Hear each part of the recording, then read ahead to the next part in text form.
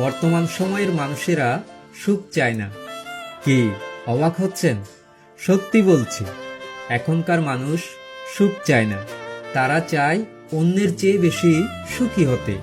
সে কারণে দেখবেন কেউ হয়তো পাড়ার মোড়ের দোকানে এক কাপ চা খেয়ে খুবই তৃপ্ত, আরেকজন রেস্টুরেন্টে বসে 1000 টাকা বিল দিয়েও মুখ গোমরা করে বসে আছে।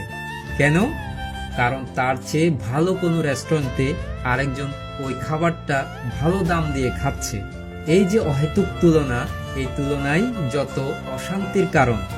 সেজন্য সমস্যা সুখে নয়, বরং সমস্যা হচ্ছে তুলনায়। অহেতুক তুলনা করলে আমাদের জীবনে অশান্তি আসবে আর শান্তি পালিয়ে যাবে। জীবনের মানে হচ্ছে যা আছে তা নিয়ে সন্তুষ্ট থাকা, তা নিয়ে তৃপ্ত থাকা।